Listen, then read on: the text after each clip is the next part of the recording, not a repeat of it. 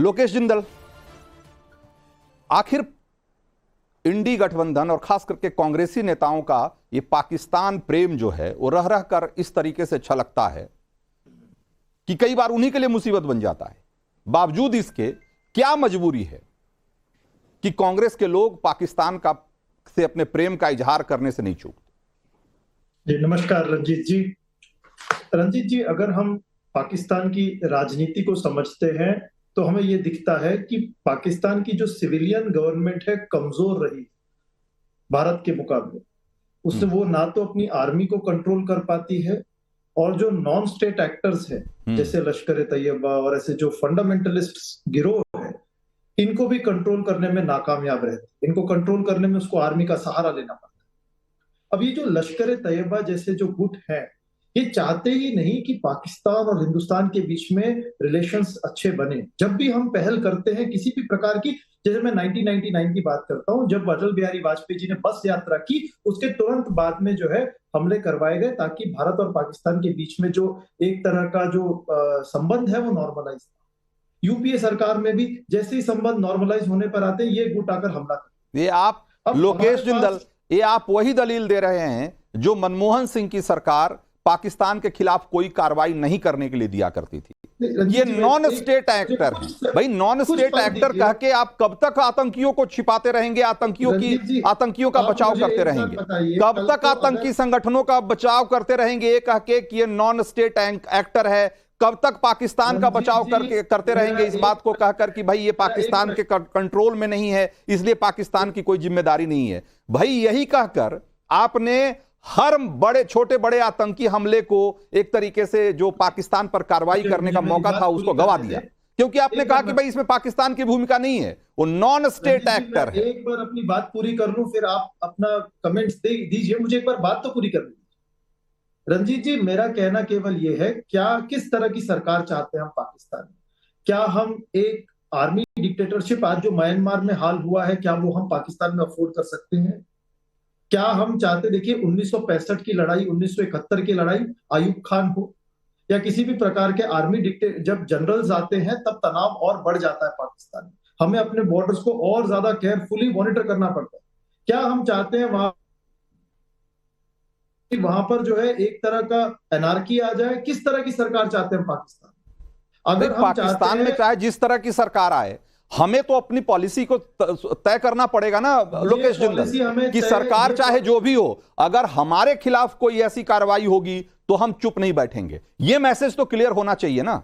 हम कांग्रेस की सरकार, यूपीए की सरकार ये मैसेज देने में नाकाम रही, ये मैसेज देने में नाकाम रही। और आज आप बात कह रहे हैं कि आज आप ये कह रहे हैं कि भाई पाकिस्तान के पास परमाणु बम है इसलिए उसके साथ बातचीत करनी चाहिए।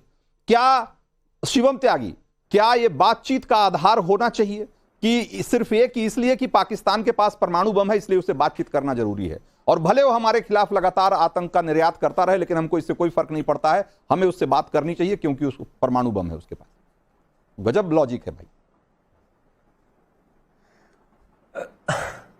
रंजीत जी, पिछले कुछ समय से परमाणु बम की धमकी, पाकिस्तान में परमाणु बम है इस बात की धमकी पाकिस्तान के नेताओं और लोगों ने इतनी नहीं दी हिंदुस्तान को जितनी हिंदुस्तान के नेताओं ने हिंदुस्तान को दी है कि पाकिस्तान के पास बम है, डर के रहो, तुम सर पे फोड़ देंगे तुम्हारे। लेकिन हमारा स्टैंड सुन लीजिए, सरकार का स्टैंड बड़ा क्लियर है। आप एक आतंकवादी भेजोगे हम 2 मारेंगे, आप 2 भेजोगे हम 10 मारेंगे, आप 10 भेजोगे हम 100 मारेंगे। हमारी सीमा में घुसने की कोशिश करोगे हम देश में घुस जाएंगे आपके, आप नीचे से आओगे आप हवाई जहाज से ऊपर से पहुंच जाएंगे, और जितना मारने और समझने की कोशिश करोगे भारत को उससे 10 गुना मारेंगे।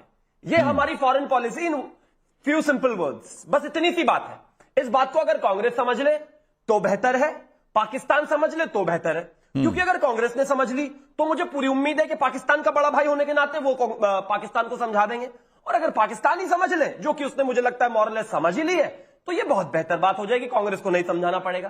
अपने नेताओं को कांग्रेस की सरकार का, आर्मी का माउथपीस बनाना बंद करो। अगर इतना ही शौक पाकिस्तान की एजेंसीज का, पाकिस्तान की सरकार का, पाकिस्तान के एटम बम का तारीफ करने का इतना मन है, तो छोड़ो हिंदुस्तान के 2024 के चुनाव, पाकिस्तान लड़ लो जाके। इस देश के नागरिकों को हाँ पाकिस्तान के एटम बम से डराओ मत। हाँ, इस देश में लोग इस डरने डराने वाली बात पे लोग क्या कह रहे हैं शिवम त्यागी? बच्चा भी उस बम से नहीं डरता, एक बार से डरा रहे हैं। बिल्कुल, एक बार जरा देखते हैं जरा लोग क्या कह रहे हैं। हमने पूछा था कि जैसा मणिशंकर अय्यर कह रहे हैं क्या भारत को पाकिस्तान से डरकर बातचीत शुरू कर देनी चाहिए, और लोग कह रहे हैं कि जब तक आतंक न रुके तब तक बातचीत बिल्कुल नहीं होनी चाहिए।